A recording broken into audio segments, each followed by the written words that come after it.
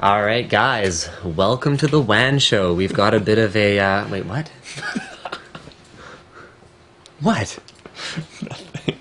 Is it my hair? Yes. No. Okay. Well, welcome to the WAN show, guys. We have a fantastic show for you today. We're down in Seattle for PAX Prime, and we're streaming out of a pedophile's basement. What? So, you know, it makes us feel pretty uncomfortable. But the fact that we're not young is really encouraging because, I mean, my understanding of the whole pedophile thing is that it has to do with animals and sock puppets.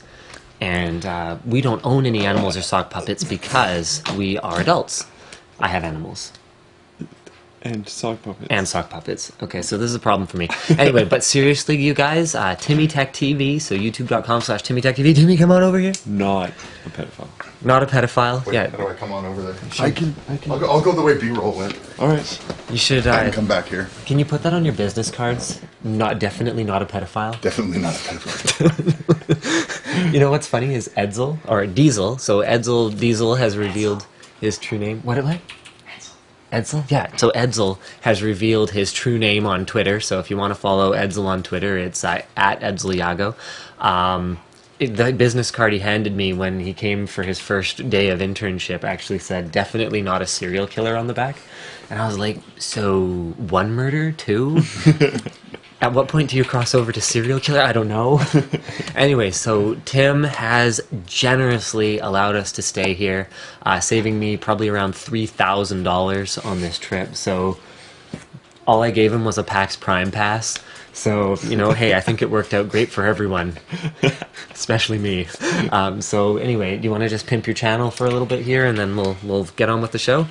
So, obviously, guys, I'm no Linus, but I do some YouTube unboxings and random videos of things that, you know, hopefully other people don't. youtube.com/TimmyTechTV. Check it out. Subscribe. Yeah, do subscribe. Subscribe. Do subscribe. So, or you could hold out until he does another giveaway through our channel, and you could subscribe then. yeah. Or you could subscribe now. Go do it now. All right, so guys, we've got some great topics for you today. The Star Citizen requirements look freaking awesome. So good. Like, this is... we haven't seen this since... I don't know, like a title. Crisis 1, I think. Where they basically probably came out and said, nothing will run this. Well, it so used calm to be down. fairly consistent. When you went to go buy a new game, you'd Yep. flip it over and read the system requirements because you had to. NVIDIA may release a GTX 790. We don't know. More rumors. More rumors. Battlefield 4 is apparently going to run at 720p on PS4. Whoa. Big surprise. So you can run it in the 720 penis. Whoa.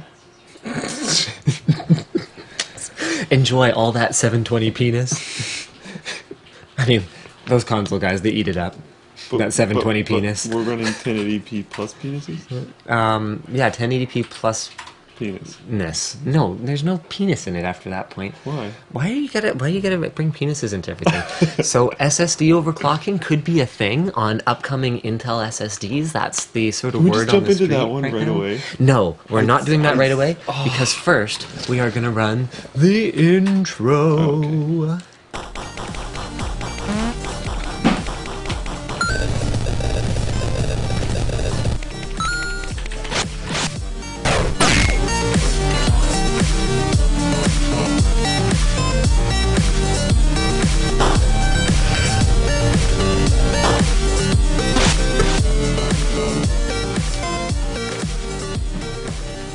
Whoa, what's that? That's actually the, oh, okay, well that's not necessarily the correct ad integration right there, so we'll have to probably show you that again. Anyway, our sponsor for today is Hotspot Shield. So they have millions of users. They have, basically it's a VPN system that works on your desktop, or it works on your mobile phone or your iPad or whatever else the case may be.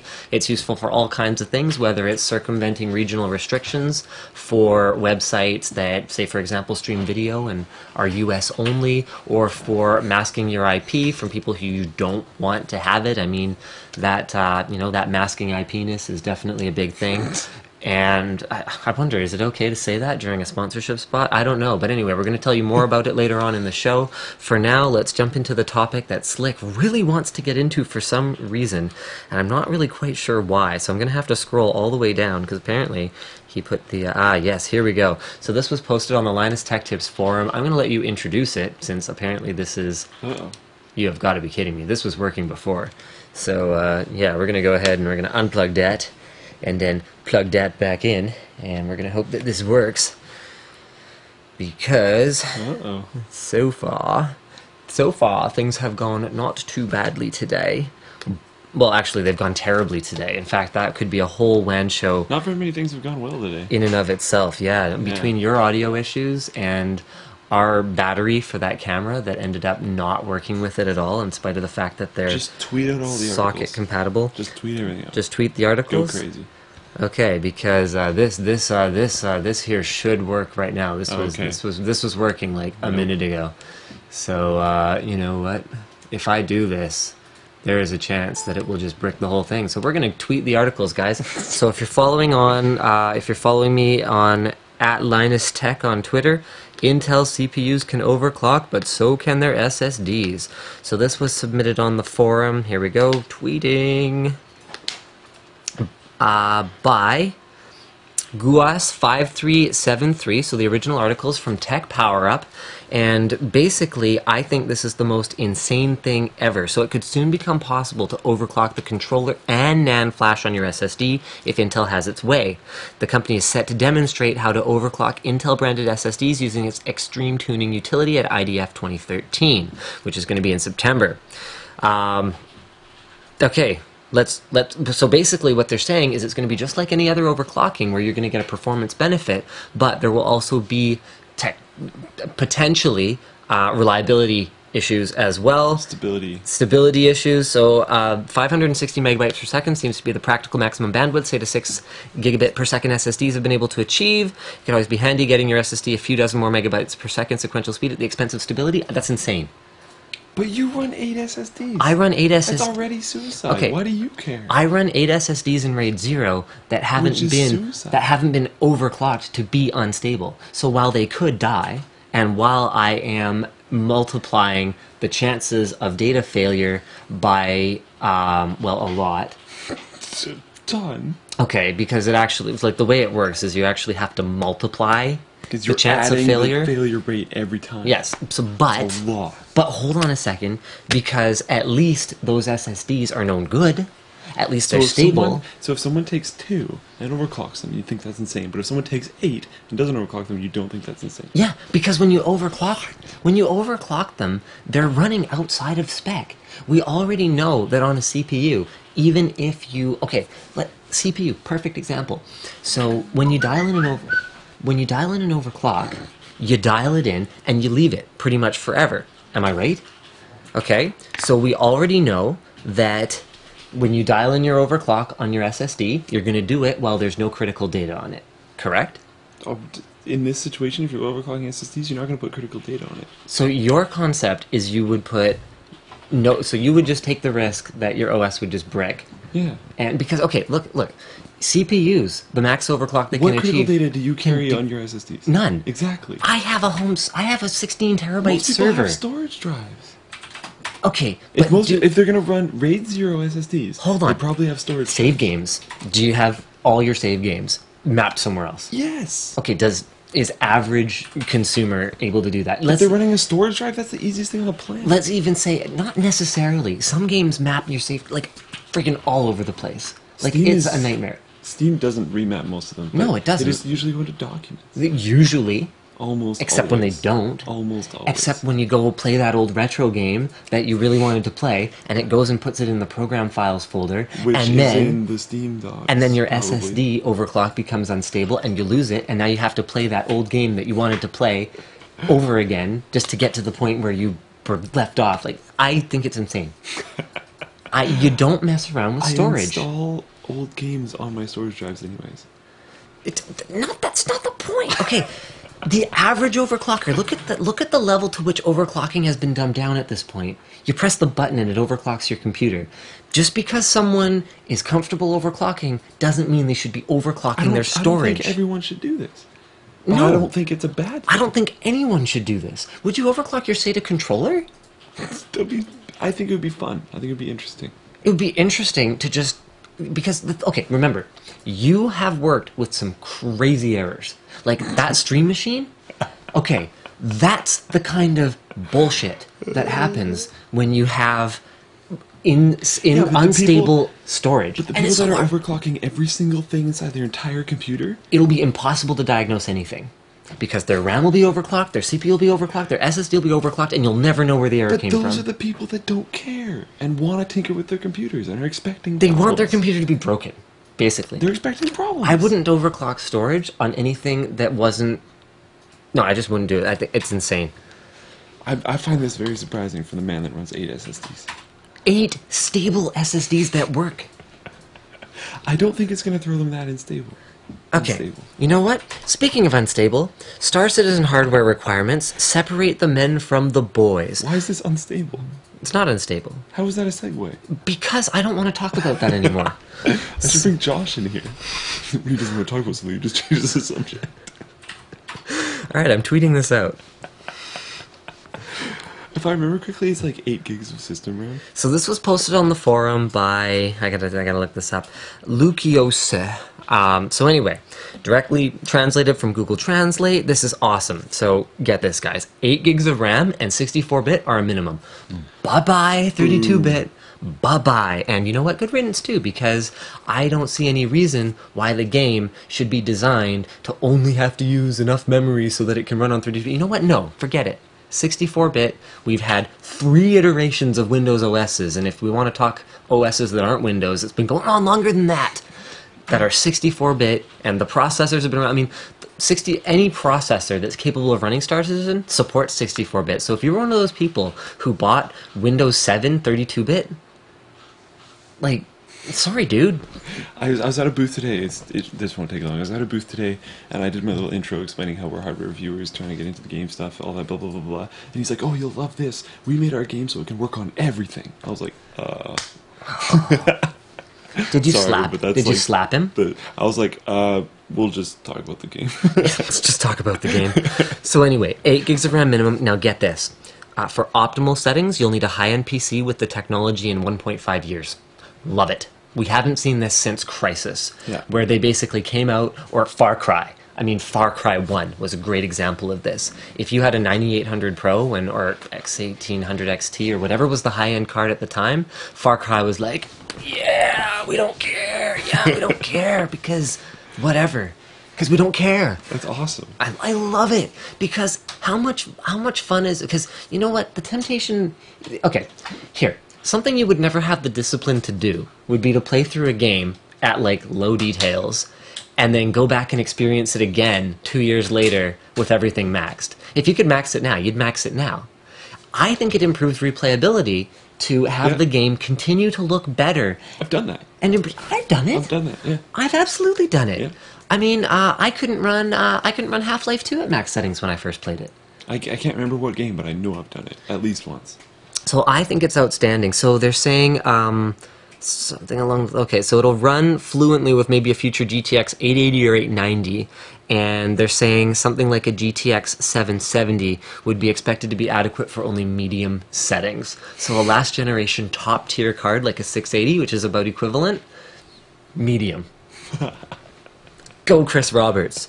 You're awesome, man. That's so cool. You and everything that happens that's anything to do with you and all that. All right. So our next article, we're trying to burn through these because Slick's got to get to the BYOC and I got to drive him there, so... He's going to get me to the last 10 minutes. Yeah. Wait, what? They kick you out after? At 12, yeah. It's not all night? No. Oh, I assumed that it was like you just couldn't get in and out. It's in Oh, a convention center. They can't have people overnight. oh, well, that's unfortunate. I'm sorry. It's okay. Oh, okay. So I'm tweeting this article. Yeah, I had totally misunderstood how that worked. I thought we were gonna like squeeze you under the door, Indiana Jones style, and that was gonna go really well. So The Verge published an article, Google blocks Chromecast app that lets you stream your own videos, and there's an update now. I'll let you cover this one, because So basically, everyone freaked out because Google Chrome, or not Google Chrome, Chromecast was not allowing people to stream their own local content. Let's see if you can keep his train of thought if I do this the whole time. Out. It was absolutely ridiculous. And then Google comes out and is like, actually, it's just not working yet. So we're blocking it because it's super buggy, but it'll be available later. Which is kind of like...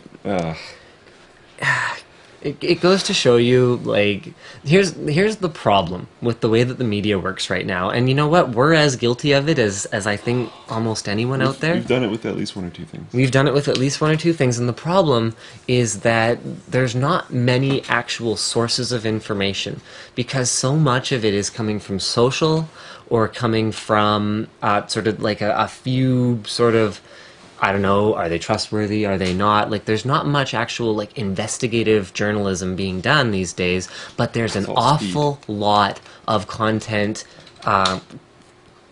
gatherers. So sites like Reddit are great for spreading things, but they don't really generate much. And that's not to say Reddit doesn't generate anything, but again, it's user-generated. So the problem is that when something gets reported, often very little fact-checking is done, and it just goes everywhere. Explodes. So everyone thought this was a big thing, and they're all trying to stop you from playing your local content, blah, blah, blah, blah, blah. And in the end, it's just like, no, it was buggy, so they disabled it so you wouldn't screw things up. Yeah. It's like, so, okay. Yeah. It's not really a problem. I'm not going to worry about this too much. Kind of sucks for now, but, like, it's Google. They'll fix it. I'm not too worried. With that said, this could be the most interesting thing I've seen out of Google in a while. I mean, this is the kind of thing that really takes the... I'm holding up an iPhone, so this is a bad example. But this is one of those things that really takes the phone experience and really enhances it in a way that 5 years... Good job. 5 years from now, people won't even think about that this was never an option. Oh, the new patent. Yes. So this is pretty cool. Their new patent allows you to change security settings for your phone based on your location. So it's taking that location data and allowing your phone to adapt to where you are. So, for example, you could be at home, and instead of requiring a passcode, you could just swipe it. So, like, here's a scenario. My iPhone 4, I have set up to wipe the phone if more than 5 failed attempts are entered in it.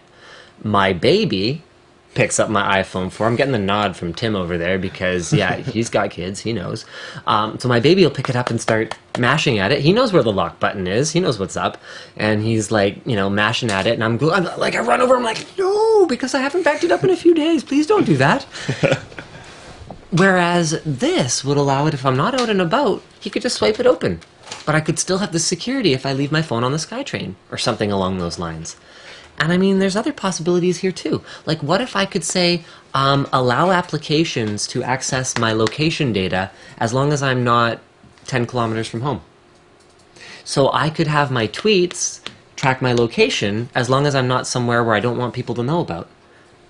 That's a thing. It's a really big thing. Or, like, geotagging photos. You know what? Don't tag the stuff that's at home. Yeah. Tag the stuff when I'm, like, outside of excellent. I mean, how cool is that? Even just your, like, small little area, like, where you go shopping and home and that kind of stuff like that. Don't geotag that. Exactly. But then once you're out in the city or out wherever. Like, sure.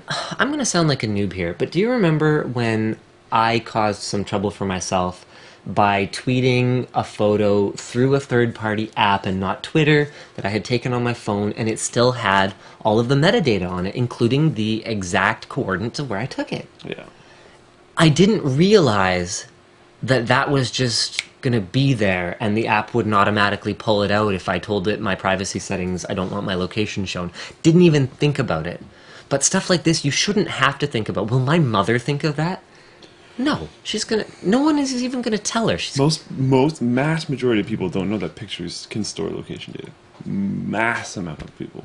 So this could be the solution. I mean, I kind of hate that Google's patenting it, or I hope that they license it for, you know, a penny or less than a penny or something. Like, I really hope that this is something that becomes completely widespread. But either way, it's a really cool idea, and I'm really happy about it. Let's talk Bethesda. Did you go to their booth today? I have been avoiding. You've been avoiding I need it. to get work done. Okay, fair enough. I will be going though. Okay, you're going to cover that booth, Yes. right? Yeah, because I mean, I think we are. So here, let's talk about this. Bethesda is pushing to drop Xbox Live Gold fee for Elder Scrolls Online players. I'm going to preface this. It won't happen. It's not going to happen. Other companies have tried it. It didn't work for them. It's not going to work for Bethesda. But the idea is that they're saying it doesn't have to go through their servers at all, apparently. So Like Microsoft servers, that is. what they're claiming is that if it doesn't have to use any of that, it should be free for the players. And they don't want to give them any of the gold services. So they don't want any of the gold services to be working. They don't want them to have access to market or whatever. I don't know what the actual new gold services are, but they want it to be able to bypass that completely and have it all connect directly to their own servers. I don't think it's going to happen. I think that... I can't remember what the other company that tried to do it was, but they've already told Bethesda. They're like, yeah, it didn't work for us because if they did it for us, they'd have to do it for everyone. And it probably won't work for you because if they did it for you, they'd have to do it for everyone. And they really would. I mean, it's one of those things where, you know, Bethesda, however much weight they might feel like they have to pull around, you know, if they did it for Bethesda, Valve's going to be like, yeah, yo, what's up? Blizzard's going to be like, yo. And all of a sudden, you know, Activision, right? So, like, everyone is going to, so, you know, Call of Duty's not going to require it, and Diablo 3 is not going to require it, and all of a sudden, what's going to be the benefit of an Xbox Live Gold membership? Nothing. Because you'll be able to play multiplayer for everything. And you know what? The fact of the matter is, especially with anything that's a PC port, these developers are going to have their own server infrastructure anyway. Just to play devil's advocate, actually, no, I do agree with this. With console players, like, one big thing is Steam. You can add games to it. So people can see your Steam presence in other games, like playing them that aren't even in Steam. So I have added StarCraft 2 to my Steam. Yep. So when I go in StarCraft 2, Xbox Live subscriptions, you can see people in multiple games and talk with them that way. If you didn't have an Xbox Live subscription, you wouldn't be able to do that. So if they're bypassing Xbox servers, you wouldn't be able to do that. Okay. So? That's just... Okay. That's a value that it has. It's a value that it has, but it's a value that, I mean, I wish that Xbox was a more open platform like PC, so someone could just come along and build Xfire or a Steam type of. But it's a console, so a console, so it won't happen. So all of this is just. None of this will happen. None of it will happen, but you know they tried. This was posted on the Linus Tech Tips forum by Top War Gamer, so thank you very much for posting that. Although I'd prefer if you fleshed it out a little bit more next time, man. Yeah, it's like a one-liner. I guess it could technically. We don't know. It hasn't happened yet, but like. No, it's not going to happen. Yeah. I will bet money. Okay. I would too. Yeah. How much money should we bet? I don't know. I'll pony up $5. Is this legal? I don't know. Okay, moving right along. Speaking of my son playing around with my cell phone, 1 in 10 5-year-olds apparently has a mobile phone. Will your 5-year-old get a mobile phone? No. But you know what? The reality of it is, things are changing so much and so quickly that I can say that now, but for all I know, maybe you will. I don't know. But at the same, like, I think it would be more. I read into this article, and one big thing is that a lot of them were using the phone and the data on the phone more than their parents were. Okay. If I was giving a phone to a 5-year-old, I would want to give like a flip phone, so they can have contact. Okay, hold on. Why don't we take a step back? So the whole thing here. I'm going to tweet this out so you guys can follow along with us here, because I can't show you things on my screen because we can never have a WAN show that doesn't have any issues, because that's how we roll, suckers. That's how we roll, suckers. So this was posted by ETRJ on the forum. That guy keeps changing his image, so I can never recognize him right away. You know? I think it's been that one for a while. Yeah, for a little while, but before it was a different one, and I think it was something else. I actually go by images more than usernames, yeah, so it's I can't remember names, but I can remember faces, so that translates. Alright, so anyway, the whole thing is that more than 1 in 10 of youngsters spends more than their mother or father on the phone, so only a quarter capped their youngsters' contracts, while just 3% said they disabled data on the phones so they could only be used for making calls or sending text messages. So only 3% of these parents who are buying phones for 5-year-olds, so we can sort of agree that they're either ahead of their time or they're completely insane. One of the two, and there's a fine line. Yeah. There's a really fine line. What could a 5-year-old need a phone for? At 5 years old, what, like, are you in preschool? You're in kindergarten. You're in kindergarten. You're in kindergarten at 5. Here, okay, I'm going to pitch something as a parent. If I could install, and this actually ties in really well into the boyfriend tracker app, if I could install an app on their phone that I could know where they are, and I could get an ETA for when they're going to be home from school, I could see them walking. I could see their last location, for example, which is a way that a lot of those apps work. So even if someone were to, kidnap them and, bail where on the it phone. probably happened. And you can train your kids, don't get in the car with someone or whatever else, but if someone snags them and you train your kid, you keep that phone on you. You keep it turned on, but you keep it silent.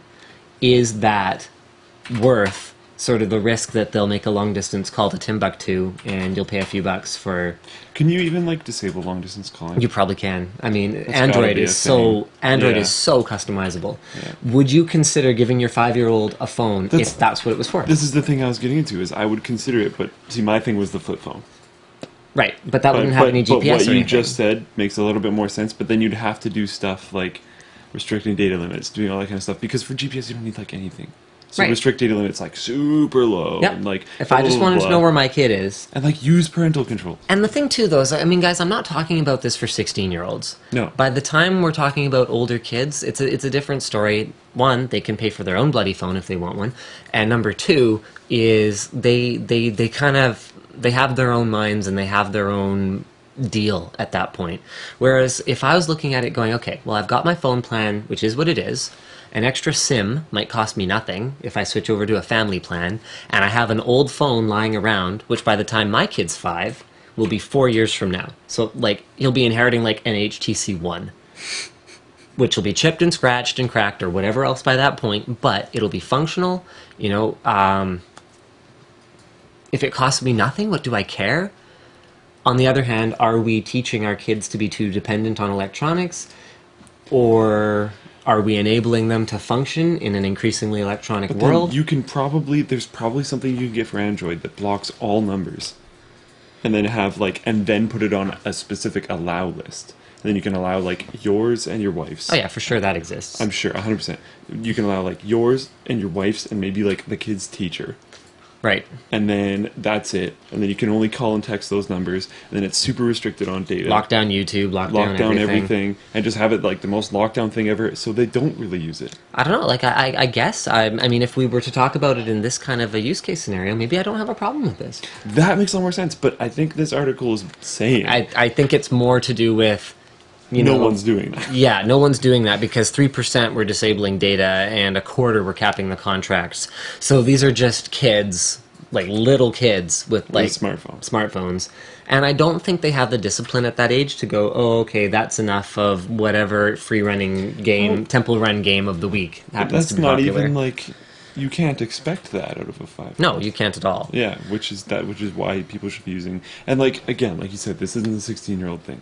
Yes. It's completely different. Totally different thing. Take that tracker app off, blah, blah, blah, blah, blah, but, like, yeah. You know what? I'm going to fire up Twitch chat here, and I'm going to see what they have to say about it. Okay, something. Don't buy $1,000 mobile phone for a child, buy a bodyguard instead. Well, okay, but remember, what we were talking about was like more like them inheriting your old phone. The old throwaway phones or whatever. Someone says, what's the point of having a phone when most of the features are disabled? You must be like 14, because as someone who was alive and using phones when the only functionality they had was to be a phone, they're still useful. They're just not toys. They're just tools. But that's the point, is we would be wanting to give the little one a tool, Yes. not a toy. So it is a completely different thing. Someone says next topic. You know what? We will get to the next topic. In fact, we are ready for the next topic right now. So I'm trying to do some... Guys, I don't know if we're going to be able to do Twitter Blitz today because of the screen sharing stuff, although maybe we can. So why don't we schedule a Twitter Blitz for after this next topic? We're actually doing pretty good burning through topics here. So... The boyfriend tracker app gets nixed from Google Play. So this was mostly your topic, so why don't you cover this? I'm going to tweet it out right now. I can't remember exactly where it was the worst, but I believe think it was Brazil. Yeah. Where I think they got like 50,000 downloads in 2 months or something. Yeah, they're doing really good. And it kind of got pretty nuts. I don't know. So the way this app worked was that the boyfriend couldn't tell it was on the phone. So I think you only need temporary access to the phone. So you can install it and then it runs silently. And you can access it from another phone. I've kind of got a problem with any app that runs silently on my phone like that. Like, if it doesn't even put an icon somewhere, that's a big problem. Yeah. I'm not happy about that. Me neither. But I mean, honestly, it probably wouldn't have gotten pulled if it was called the Child Tracker app, because I think it was more of a marketing problem. So it's always that arms race, right? So there was another app that you could install that would detect if the boyfriend tracker app was... I mean, is this what we're moving towards, though? I guess, like... Would you allow a girlfriend to install a boyfriend tracker app on your phone if you knew it was there? See... Guys, hit me on the Twitch chat. Actually, Twitter Blitz. Twitter Blitz. Would you allow your significant other, with your permission, to GPS track you? We're talking Harry Potter style, the clock showing where all the Weasleys are. Would you allow it? No, because of respect issues. Why? Because I feel like that's not respectful. But you have nothing to hide. Yeah. Okay. But how can you not respect me enough to believe that I won't do anything? Would you say, you know what? If she completely and honestly came up to me and was like, I want to just... I'm worried you're going into shady parts of Surrey lately. I want to make sure you don't get jumped. I'll be like, I'm fine. But if she insists, I'll be like, okay, whatever.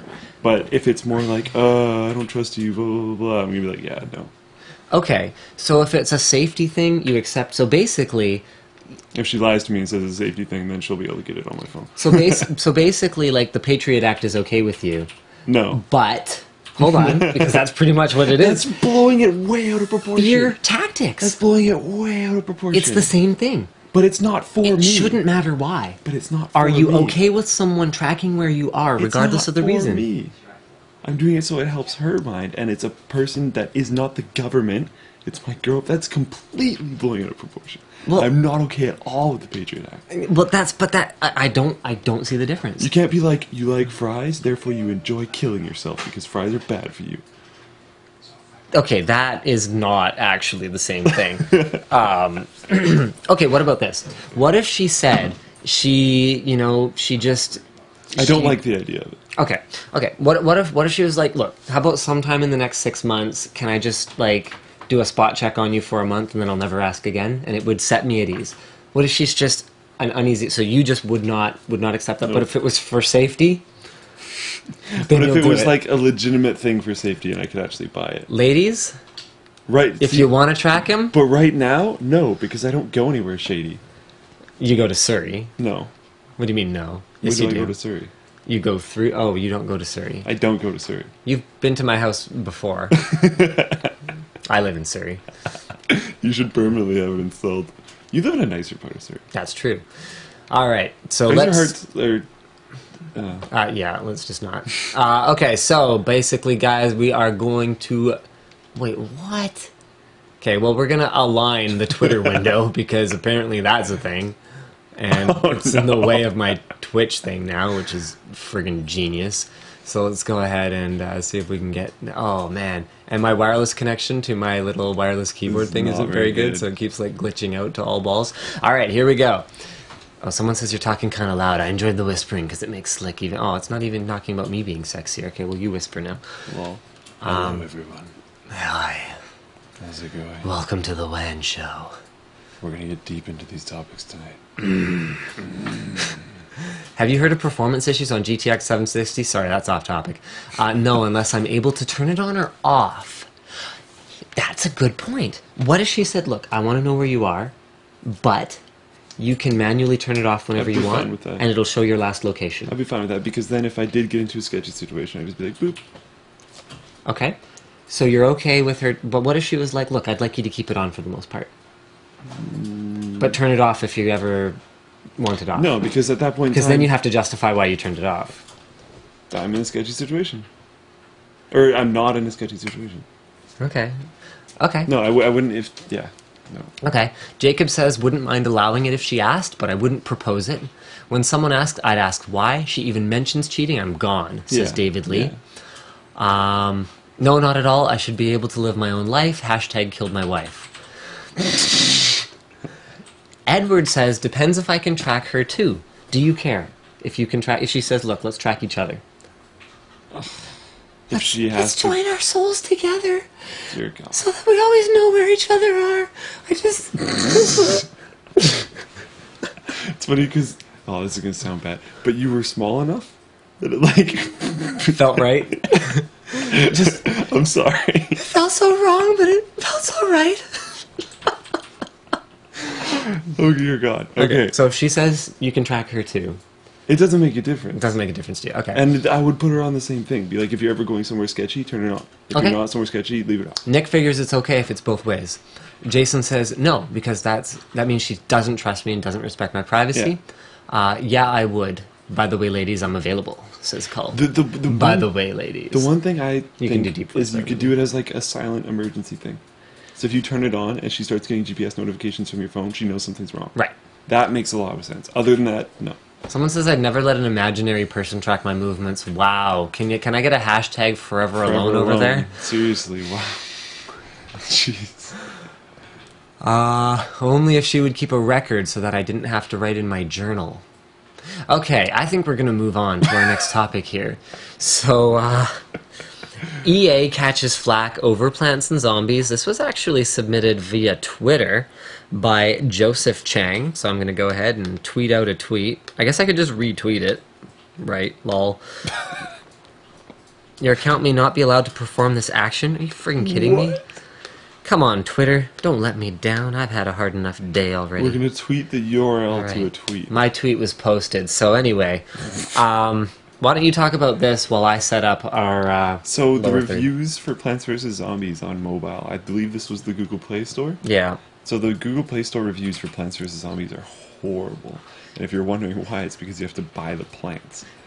And I can't remember exactly. I don't have the laptop in front of me. I think but it was something like, like- by the time you buy a few plants, it's like $20. I think it was like $3 for the sunflower plant, which is pretty much required to play the game. Come on, EA. Did you not make enough money from Plants vs. Zombies? Was it not enough of a blatant cash-in to do Plants vs. Zombies 2? They have it at... Have you checked out the packs? Does it look different? It does. There's Okay. more units and stuff, but like Ugh. one thing that I saw was the sunflower thing looked like it had like a sunbeam thing, which is Well, we're just powered talking pay to win. Yeah. Like, honestly, you know, as evil as it is, I think Candy Crush Saga probably did it best, where you can play the game no matter what, the whole game, but if you want to get through faster... Have you played Candy Crush? No. Okay, so there's a timer on how often you can get new lives. So you get 5 at a time, and it peaks there, and then you gotta wait 20 minutes or whatever for a new life, and and you can You share. can buy more. You can buy more, or you can gift them to each other on Facebook and stuff, and that doesn't cost anything. So it spreads the game, which is brilliant. It gets people to pay to play faster because they're enjoying it, they're addicted to it, which is brilliant. And you can have the entire game experience, But it's not really needed. but because it's not needed. I'm surprisingly okay with that. Yeah, I'm down. I'm down. I mean, someone who is a total cheap person, like my wife, who won't pay any money for it, We'll doesn't play have her to. 5 games and then that's it. And that's probably fine. to And be she'll honest. team up with her coworkers at work so they can all gift turns to each other. Do you get like gifted turns? Yeah. So you don't get them, but you can trade them off. You can do both. Okay. Yeah. Yeah, I mean, it's great. Yeah, very cool. That's cool. But yeah, okay, like this pairs in. I don't know if this is a topic here where they're saying all of EA's major titles are going free to play. Yeah, I think we do have that topic. We might as well jump in. We might right as well now. jump in there. Okay, guys, so this was a Linus Tech Tips forum topic as well. So it was submitted by QWERTY Warrior, which is basically just a smart arse way of saying keyboard warrior, but I love it. But only in North America and other regions where they do not use the AZERTY or QWERTZ or whatever the other things are. Anyway, so Dvorak. yeah.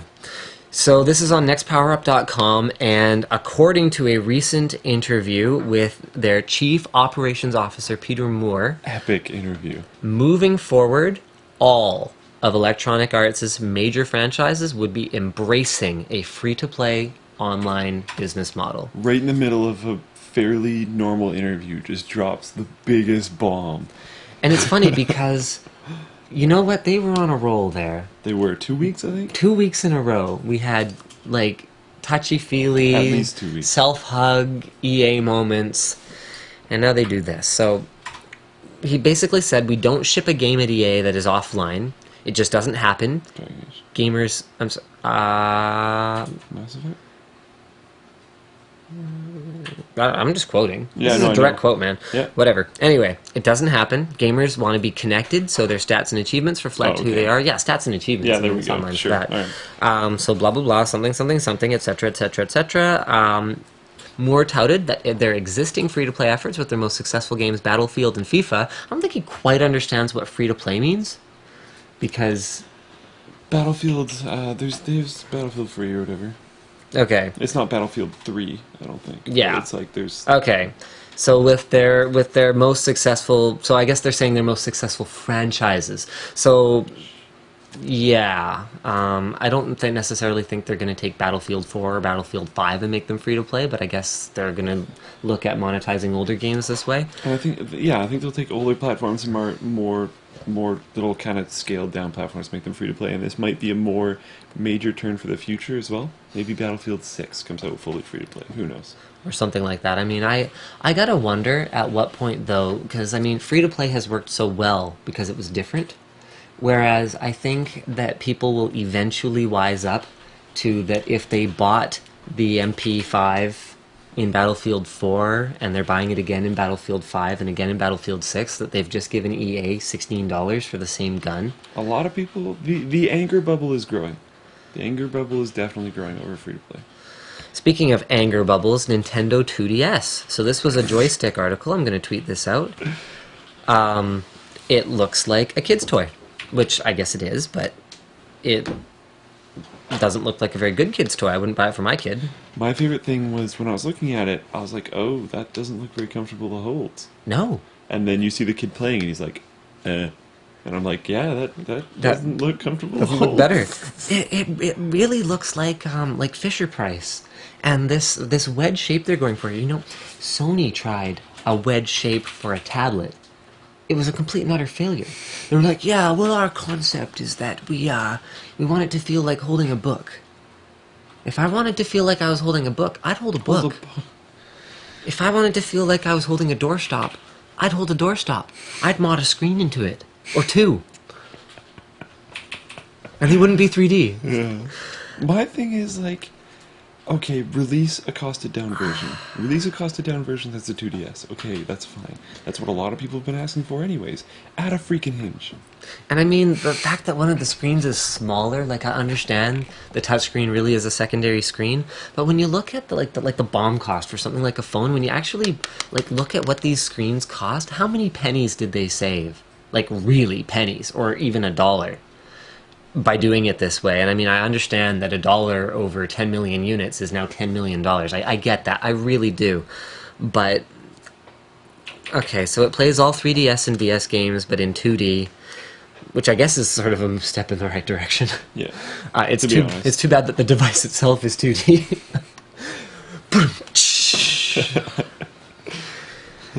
Anyway, if it folded, I would actually be completely on the other side of the team. like if you... So with that, I'm actually going to segue into, and I know this is going to be awkward because this is not Squarespace. So we have gone through quite a thing over the last little bit here. So we're going desktop.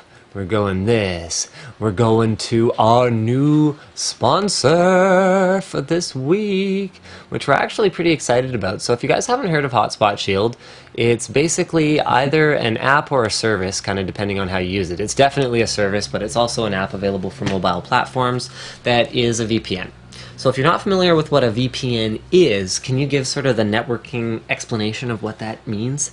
You're basically making it so everyone on the outside of your computer thinks that your computer is somewhere else. And is someone else. And is someone else. So basically the implications for that is if you don't want your activity logged by your ISP, you can use a VPN. If you don't want search providers and all this kind of stuff creating profiles for you, you can use a VPN. If you're behind a school firewall and you really need to get contact with your mom and you can't call her but you know she's on Facebook, you can use a VPN. There's a whole bunch of other use cases, but those are came up with on the spot. I think one of the strongest use cases for it is getting around regional restrictions. Yep. I mean, as a Canadian, where really I feel like America's hat a lot of the time, and I'm like, yeah, I understand this is an American TV show. We want real Netflix too. But, right? You know, like, why am I getting the sort of like Pablum edition of everything? And, you know, I think something like South Park was one of the things that was most frustrating to me back when they used to stream it on, I guess it was Comedy Central. And all of a sudden there was this regional restriction. Oh, sorry, we can't stream this in Canada. And I'm like, are you freaking kidding me? A VPN will get around that. So the way that their service works is I think there's a couple of different places where your VPN IP can come from, so it will appear as if your traffic is coming from somewhere other than where you're actually located. So I know that they can assign US ones very easily. So if you're someone in Australia or Canada or the UK and you want to get access to US IP services or US shows or anything like that, this can be a great way to do it. Something that they also advertise is that if you're on a mobile data plan, it only works on iOS right now, so something like an iPhone. It can actually compress web pages that you're downloading on the fly for you so that you actually effectively use less of your data. So because they are an intermediary for the connection, the website sends it to them, they go, oh, okay, this could be compressed a little bit, and then it goes, they beam that, okay, I'm using the word beam, I sound like a politician, series of tubes. Okay, so they tube it to your phone, so your mobile carrier actually never sees that larger data set that the website would have served to you. So this is particularly useful if you're viewing full desktop versions of websites, which can be full of all kinds of, you know, whether it's flash banners, which is less of a concern these days, but any kind of content that is going to be very data. I mean, you could load up a thread on the Linus Tech Tips forum with, you know, 2 meg massive pictures in it by accident, and it's like, oh crap, right? So anyway, there you go, guys. Hotspot Shield, we do have an offer code for you guys, so you can save up to 20% off with the code Linus. So definitely go check that out. The free version of the application is available. However, it definitely is pretty aggressive about prompting you to take advantage of the paid version.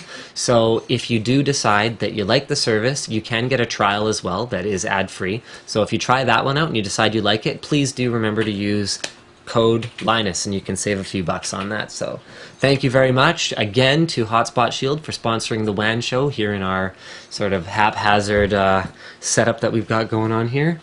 And let's go ahead and move into our next topic. Speaking of sponsors for the WAN show, I guess we might as well, we forgot to wear our headsets because we barely even remembered to pack them. We were like running around everywhere. There we go, Razer Comms. So if you guys haven't tried Razer Comms yet, it's Razer's voice chat platform that you can use for chatting with your fellow gamers. It has overlays that don't kill you the same way the Skype ones do. And for all of you guys, when we did our video about why we were using Razer Comms for call-ins, for all of you guys who were all like, yeah, you guys really brought up that the Skype IP resolver thing is a problem, the beta fixed it. Yeah, the beta didn't fix it. So we actually have a huge apology that we owe to Shaw. Yeah. our internet provider. We thought they were throttling us. One of the times it was an issue with them, which was just terrible luck. Timing, yeah. Terrible timing, which led us to believe that cemented the diagnosis for us. So they've actually only had a problem with our connection one time. Other than that, in spite of Skype beta being used, the IP resolver works. We were being DDoSed, so we will no longer be using Skype internally at all. We can't. Skype is dead to me. So I'm going to be using... I'll be using Razer Comms for voice communication. I'll be using Google Talk. I'll be using anything but Skype at this point. So guys, if you're using Skype, ditch it. It's time. Because it is as simple as anyone knowing your Skype username. That's They it. key it in. They see not only your current IP, but a history of IPs where you've signed into Skype. So they're going to have the IP of your office, your home, your mother's home, wherever you happen to sign into Skype and use it. So guys... Peace out, Skype. It was nice knowing you. I preferred MSN. Thanks. All right. Me too. I love those old usernames. Everyone's old usernames on MSN were amazing. It's just so good. All right. What do we got here? Adblock buying ads. This is fascinating. So did you see my notes? Oh, is it live again? I feel very strongly about this. Like, super strongly. So I'm tweeting out this thread on the forum, guys. This was posted by Mac on the forum. Thank you very much for submitting this topic. Guys, remember, you can have a chance to be featured on the WAN show, which basically makes you a celebrity. Oh, yeah. If you post in the news section of the Linus Tech Tips forum. So... for a while, I guess the video... Oh, you know what? It might still be set to private, because sometimes the thumbnails load. Yeah, the video is set to private now. So Adblock... you know what? Here, go. When I checked it, the video was set to private and the website was not loading. So I actually don't know a lot about the campaign, other than the fact that Adblock was buying ads, which is ridiculous. So they're buying ads for Adblock. They wanted to crowdfund the concept of them buying up ad space so that ads wouldn't be able to be in it. And it sounds noble at first, but hold on. So they even wanted to crowdfund something like a Super Bowl ad. And I'm kind of looking at it going, okay, well, A, that's insane because... That's a lot of money. That's a lot of money. But B, the people who feel really strongly about Adblock and that the internet should be ad-free might be willing to pony up for that kind of a utopian future. And they also need to get on the reality train because it ain't going to happen. The internet would shut down tomorrow if ads didn't exist on the internet. Well, Mark my words. If these guys are buying space so that it can be empty, they'll just run out of money and then it won't matter. Yes, the internet will keep being supported by ads, and you know what the reality of it is creators like us do rely on ads. I mean, you know what? I think this is a great time to give a huge shout out to the forum for all the support they gave us through the First Blood campaign. Seriously. I mean, I think some people thought that we weren't going to talk about how much money we've taken in. We've taken in over $11,000 already. You guys have been absolutely amazing. And I feel like, you know, we want to be accountable to you guys about what we're going to use the money for.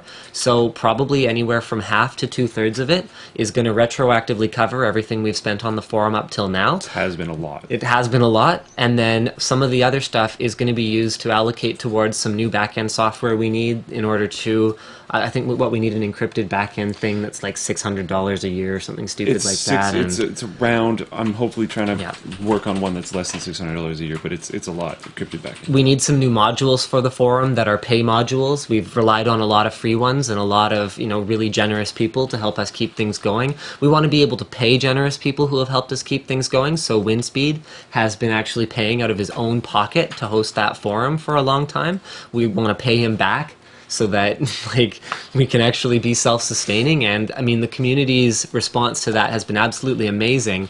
But what I need to throw in there is that $11,000 is a lot of money, but it's not, because $11,000 is going to pay for all that stuff. And then at some point, we're going to need to run another campaign, and the forum's going to need to keep bringing in money. And that doesn't even actually pay for any of the salaries of any of the people who are working on it. No. We didn't factor it in. No. So it is extremely expensive to have people and staff and make videos and buy equipment and have a place to do it and all of those things, and we rely on ads in a big way. Whether it's something that we're integrating in the video, like the sponsorship from Razer Comms, which, by the way, download using the bit.ly link. It helps us out a lot. Don't know how to say that in a way that can be more clear. Whether it's through that or whether it's through Google Ads or whatever else the case may be, if the internet didn't have ads tomorrow, if Adblock became 100% effective and it could even block me talking about this right now, I would run out of money, and any creator would not be able to create unless they also had a day job, which I really feel would hurt the quality of the content. I like to believe that It would have to. what we've produced since I was no longer at NCIX is better than what I was able to make when it was just like me with a chest tripod in a corner of my house in the attic trying to make a video and not fall asleep while I was trying to make it because I had to be at work the next morning and I had only just gotten back home from work an hour ago. So there you go, guys. And honestly, this campaign makes no sense. Yeah. Because they're paying for the ad and it's temporary. They're not buying out ad space. Yeah, Adblock needs to screw right off. So there you go. With that said, if you feel very, very strongly that you absolutely must have Adblock, obviously there's nothing I can do to stop you, but I do thank the people who don't use it. And I mean, I know there's some people that do use it on the forum, for example, and contributed to First Blood. If that's the compromise that works for you guys, then as long as we're finding a way to stay in business, then, you know, we're okay. But if there were no ads, that's my whole point. That future of the internet doesn't exist. We gotta make a makeup channel. Makeup No one channel. uses Adblock.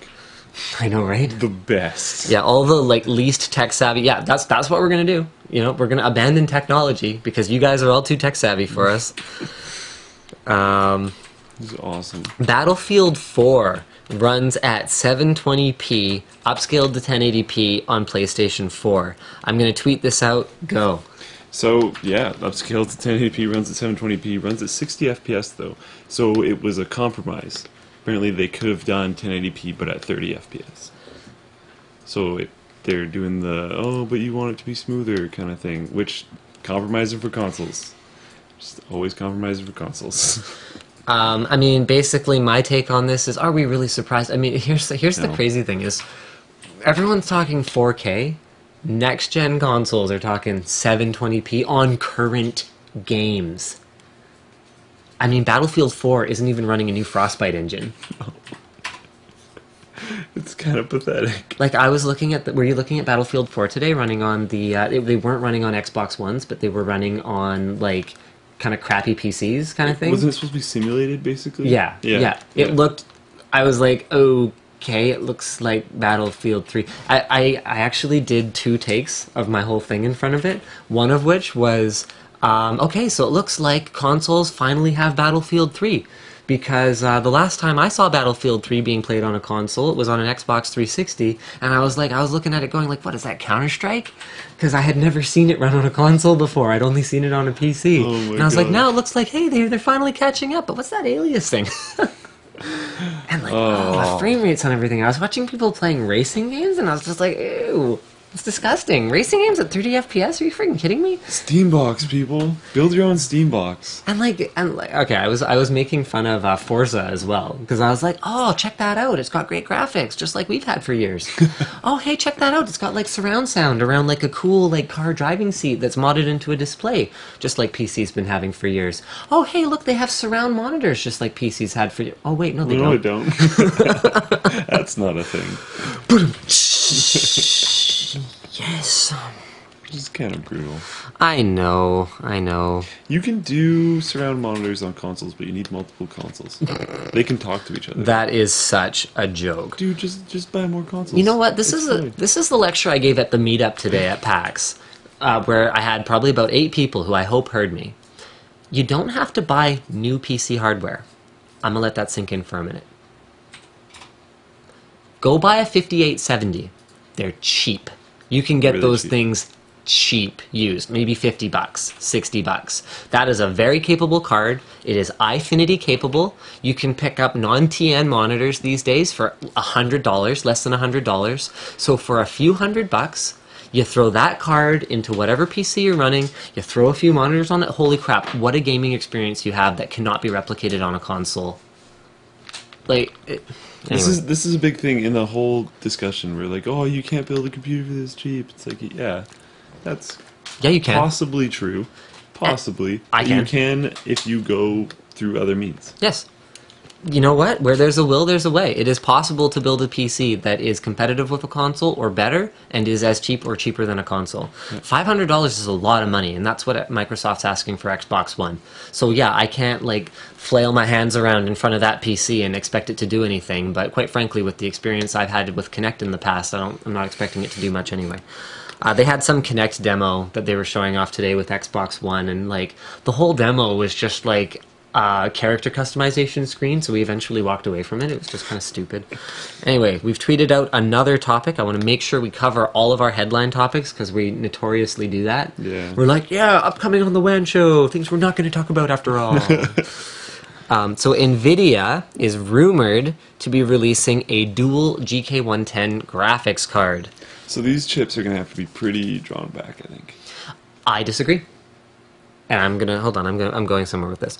Okay, so AMD has exceeded the PCI Express spec already with 7990. So the precedent's been set. Okay, whatever. Screw specifications. Apparently it's game over for that. So this would be, you know, the two graphics cards are supposedly, so there's supposedly, according to videocards.com, a couple of graphics cards. So a GTX Titan Ultra and a supposed GTX 790. The rumor is that GTX 790 won't be more than $1,000. They say making such a graphics card might be a challenge, etc., etc., etc. Okay, they're already making boards for NVIDIA Grid that have 4 GK110s on them. So they clearly have the technology, so to speak. What is that? And, Windspeed says, when new consoles cost $1,000 in Australia, you can definitely buy a new PC for the cost of a console. Anyway, if they can do that, then I think it's doable. If they could build GTX 295 with the technology they had then, that was a very power-hungry chip. The only reason why I said drawback was, I shouldn't have said drawn back chips. VRM layout on that is going to be ridiculous. Yeah, it'll be ridiculous. But Radeon HD 7990 was ridiculous as well. That's true. I mean, NVIDIA does such a great job of the electrical design of their cards. They never coil whine for the most part. They've done a great job of cooling. I mean, you look at something like GTX Titan or GTX 690, how quiet those cards are. Yeah. If they kind of went, okay, let's let it make a little bit of noise. Could they cool the thing? I think so. Could they make the board longer? I mean, remember, it wasn't that long ago that graphics cards were getting longer and longer every generation. I would go as far as to say most gaming cases these days can accommodate a 12-inch card, 30 centimeters. It used to be a big problem, though. It used to be a big problem, but I mean, it's evolved since then. How many gaming cases these days have removable hard drive cages that you could put a 15-inch graphics card in it? And if NVIDIA is going to say, look, it's a $1,000 graphics card. Buy a damn You know what? case. You can get a Corsair 300R for less than $100. Go buy a case if you want to have this unbelievable gaming experience. So, I don't know. You know what's funny is I talked to NVIDIA today, and they were basically like, come on, man. And I was like, come on! And they were like, come on, man. You know we can't talk about stuff. I'm like, come on! I got nothing. You know what I did get, though? I got a carrying case for my Shield. Really? Yeah, they were selling them in the booth. And I was like, yo, dog. It was like a big problem. It took like 15 minutes. How much were they? $30. I should have just bought one because I felt terrible. The amount of time I wasted of people who I know make 6 figures was like, oops.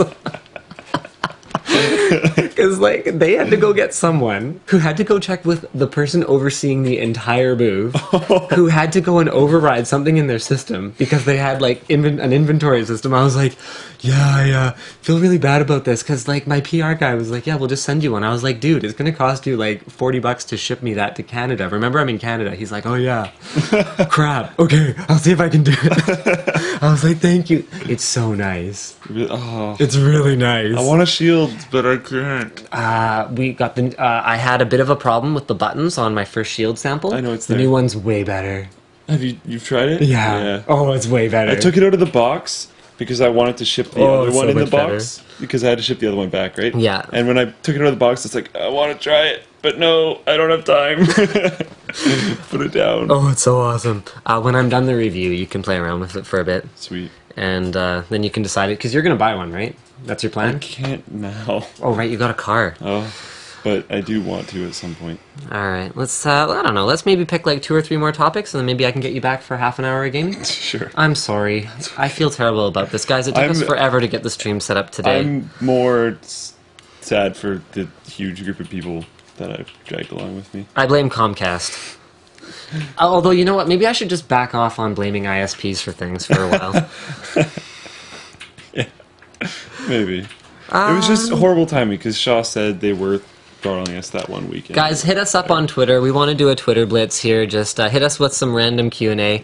And you know what? I want to say a huge thank you to everyone who's watching. We have 2,700 viewers, Nice, in guys. spite of the fact that we are streaming at 4 or 5 hours late. completely the wrong time of day. You know, we were supposed to have Marcus Brownlee on as our guest today. Really? But when I realized that it just... Is he East Coast? He's East Coast. Oh, no. So it just wouldn't have worked at all. Oh. Although I'm hoping to make an appearance on the tech at some point. And I'm Cool. hoping to appear in a Perillo vlog. Because everyone's here. Everybody's here. So it's gonna be fun over the next couple days. I'm gonna try and find some time for that. Awesome. But thank you guys so much for watching, and we're sorry it's at the wrong time. We're gonna be back to the regular schedule next week. Our guest next week is Tiny Tom Logan, and our guest the week after that is Marcus Brownlee from MKBHD. So we've got some really good guests coming up. I think you guys are gonna love it. So here we go. Topic. EVGA has a mini ITX Hadron case with an integrated PSU. Looks really sharp. Siri apparently responds snarkily when asked to talk about Google Glass. Your comment is, would this have happened under Jobs? Absolutely. Yes, but I said that, but Jobs would have had a response. That's the second line there, is there would have been an answer. It wouldn't have just been like, oh yeah, so Glass sucks. It would have been like, yeah, Glass sucks. Here's an alternative. Or we're developing this because that Glass thing isn't ready yet, but we're going to have something that's awesome. So here's some of the snarky responses. I just tweeted out the thread from Top Wargamer. I think that glass is half empty, Dan. Stop trying to strap me to your forehead, Dan. It won't work. Glass, I think you've got the wrong assistant, Dan. I'm not Glass, and I'm just fine with that. So these are some examples of some of the things Siri might say if asked about Google Glass. I don't know. I don't think it's that funny. They're not that funny. Yeah. One. If they were really funny, I think it'd be way better. And it probably would be really funny if it was under Jobs. Because he probably wouldn't have let it come out if it was just kind of weird and lame. Lenovo's going to start shipping an aftermarket start menu with their PCs. This is interesting. What a kick in the balls for Microsoft. Just do something. Is like, yeah, your concept, we don't like it. Because it sucks. And you know what's something that I actually feel kind of bad about this, because I don't know, you know this. I was the head of PC systems when I was at NCIX. So the decision for whether or not to just install a start menu on every Windows 8 PC that we shipped, I nixed it. I said no, because I had concerns about the EULA. I had concerns about getting proper licensing in place for the start menu. NCIX compared to Lenovo is a relatively small fry. I had concerns about damaging the relationship with Microsoft by undermining the initiative that they were trying to do, for better or for worse. But now that Lenovo's kind of gone down that road, I think the others are going to fall. You need that to defend your... I'm going to defend and not defend your position. One, it's really, really helpful to have that big guy do it first. Yes. Two, I think you could have avoided a lot of those issues if you didn't do it by default and had it as an option. Because if it's a user-selected option, I think that opens a lot of doors. But I mean, even free programs, a lot of them, the way that the licensing works is that you're not allowed to install it on behalf of someone else. That's a big problem. Okay. So it would have had to be a complicated deal, and I don't know that NCIX would have even gotten the kind of attention that someone like Lenovo would have for reaching out to Classic Start or whoever else the case may be. So, yeah, I don't know. Like, I felt kind of like I knew the right thing to do. It would be a lot of work. From a user perspective. Yeah. Was install it. But then on the other hand, what if it confuses people? What if they're not expecting to have a start menu? It would have to be user selected. Yeah. I don't think you could do it by default. I mean, I think what we ended up doing was we put an install file in the middle of the desktop. Okay. So, I mean, do you think that's a good compromise? That's not a bad compromise. Maybe something you could have done is just had a mass copied notepad which explained what it was. So AMD has updated their roadmap to reflect 2014 market changes. So they are anticipating that they will be shipping 70% APUs, while CPUs, which to be clear, are kind of the same thing, but they don't have an onboard graphics core, are going to make up only 30% of sales in, I think, what are you saying, 2014 here, so by the end of, I don't know, your dates are all mixed up on this. But the AM3, in 2014, AMD's AM3 socket will retire after 5 years. And I think they're counting AM2, AM2 Plus, AM3, AM3 Plus, or whatever it is. Anyway, that socket is going to retire. Now, with that said, APU is not necessarily a bad direction. No. Particularly with the way that you look at the way that applications like Adobe Premiere even are going to leverage the CPU and the OpenCL capabilities of that processor. We could be looking at the potential. Oh, that No Film School article from B-roll isn't in here. With the Mac Mini built into the camera. That must not have synced. Okay, you know what? I tried to add that one while I was on. We'll talk about it next week because I want to wrap this up. But anyway, so AMD is just saying, well, no, it's a CPU with a graphics core, but the way that that's going to work, it might end up being more useful to have a quad or a 6-core CPU with an equally large graphics core that accelerates all the other things your computer does, and more efficiently. So, you know, I think a lot of people are looking at this going, well, okay, it's the death of enthusiast-grade CPUs. Maybe not. What if a game engine could be optimized to leverage your dedicated graphics card to actually draw the image on the screen, your CPU for AI, and your GPU component of your APU for, oh, I don't know, physics calculations or something along those lines? What if we just need to utilize it better? And the reality of it is it's not just AMD pushing this. Intel's Haswell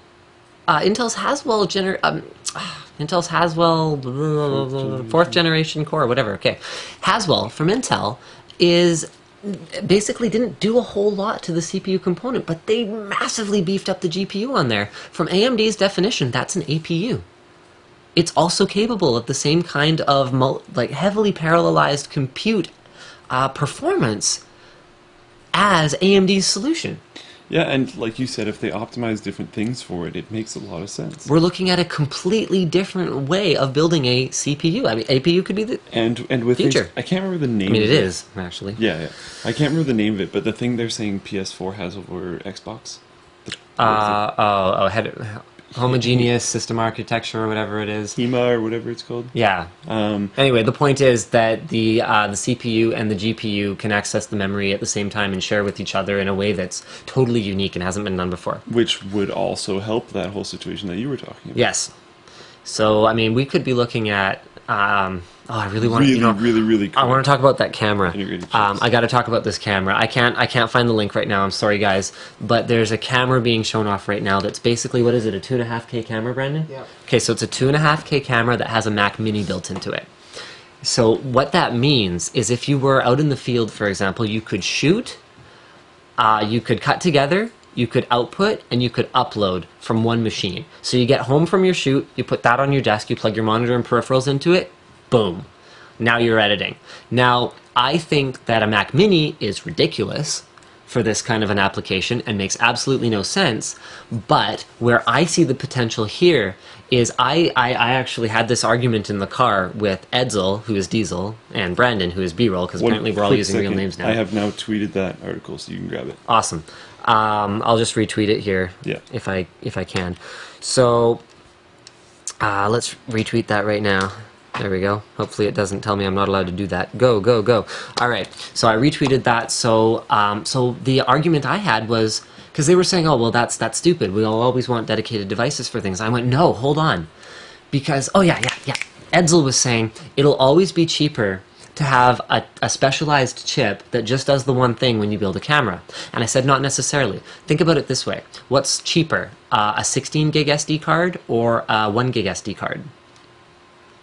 Well, they cost the same. They cost the same now, because the way that miniaturization works, the way that Moore's Law works, is that you actually get to the point where the BOM cost of building this thing is identical whether you build it at a lower a lower manufacturing process or a higher one, and just squeeze more into it, it actually doesn't really matter. The BOM cost is the same. So we could get to the point where that processor that you would have normally found in a camera, that specialized thing, well, maybe that's going to be a Tegra 9 or a Tegra 10 or something along those lines. And when you look at the kind of specialized hardware that someone like an NVIDIA or an AMD is putting into an APU or an SoC such as a Tegra, where it's going to support various codecs and hardware encoding and decoding and all those things, we could be looking at a situation where no, rather than ever having a specialized camera device, we could actually have every camera be a full system. And then you could unlock functionality like shooting, editing within the camera, which, let's face it, we can already do on smartphones anyway. So if you could edit within your camera, now all of a sudden, maybe we've got, who knows, maybe it's 6G cellular data at that point. Now, maybe you could be the ultimate vlogger, and you could have a live stream all the time in full HD quality, and then you could sit down and you could edit at the end of the day if you're done streaming, and you could have this device that's so versatile and so connected, and it could be the only one you own at that point. You might not need a desktop computer anymore at all, because that might be so powerful. I mean, that is what this concept means to me in the future. And it's obviously a Mac Mini is ridiculous, and that's not going to work because editing 2.5K footage on a Mac Mini is going to be stupid. But at some point, the cost of, I mean, I think the BOM cost on something like a Tegra chip is under $25. So at some point, Tegra, whatever the heck, is going to be so powerful and not more expensive than something else. It's just going to make sense to do it, and I'm really excited about that. I find this interesting because I don't know a lot about film, but one thing that's been happening a lot lately is the barrier of entry for just anyone that wants to start making videos is constantly going down. Yes. And the ability to do different things seems to constantly be going down as well. Yes. So being able to live stream something from an event, being possible by random Joe Blow, is going to be really ridiculous. It's going to be amazing. I mean, it's going to be like the next generation of accessibility, of being able to socially broadcast your thoughts to everyone. It's absolutely amazing, and I feel very strongly that it's awesome. So let's go ahead and do that Twitter blitz that I promised before, and then we're going to peace out, and I'll take you back to the LAN. We'll go as fast as we can here, bro. I feel very bad about this. Have I seen Logan yet? Yes. I have not. I ran into him twice. Slick smile. Why wouldn't Microsoft be able to run Xbox One software with Windows 7/8? That could mean you could just make your own PC. Because they don't want to. Yeah, they could. They definitely could. I want to see an Opteron-sized APU. Probably will happen at some point. You still Really? in Seattle? You think so? Yeah, at some point, maybe. Because APU is going to be everything. I think they will go that way. You still in Seattle? No. Yes. I teleported. Hey, I'm new to PC gaming, and my friend said I couldn't play future games on Ultra or High. What do you think? Well, it depends. Post on the forum. Post on Linus Tech Tips forum. And post your rig specs. Yeah, along rig with that specs. question. What do you think of a $30 MX Blue keyboard, which are reasonably well built but don't have the bells and whistles? Do it. Sure. If you don't want the belt, like... Yeah, if you only have $30, it's that versus membrane.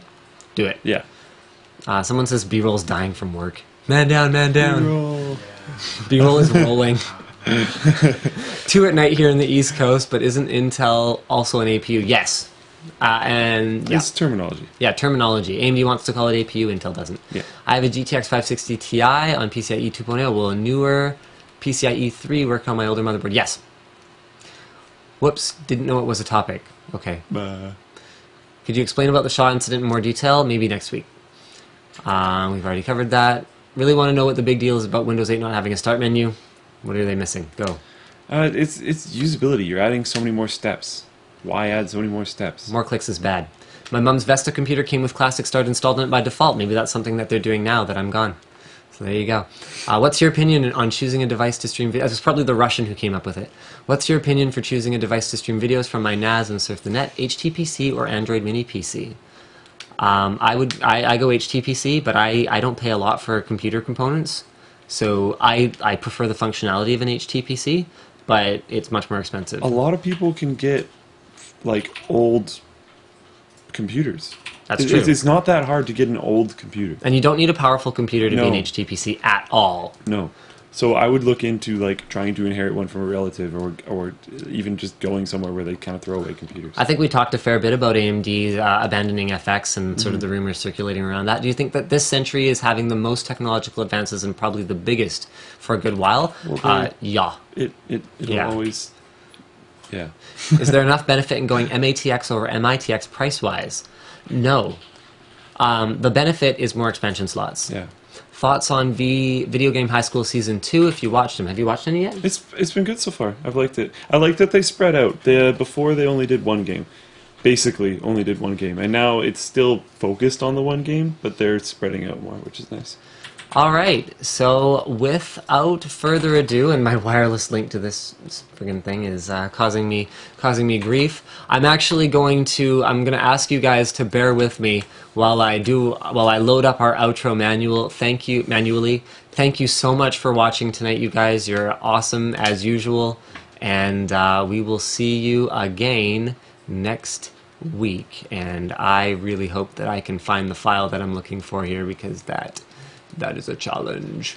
That is a challenge. And boom.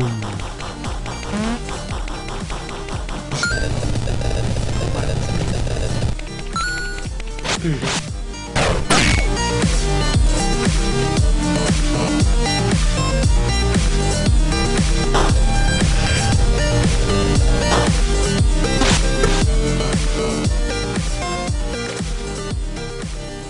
Don't forget, guys, 20% off Elite prices with the offer code Linus. Sign up at that bit.ly link, bit.ly/hsshare. Good night. Good night. Good night. Ding ding ding ding ding ding ding ding ding ding ding ding ding ding ding ding. No one's gonna get it. Good night. Ding ding ding ding ding ding.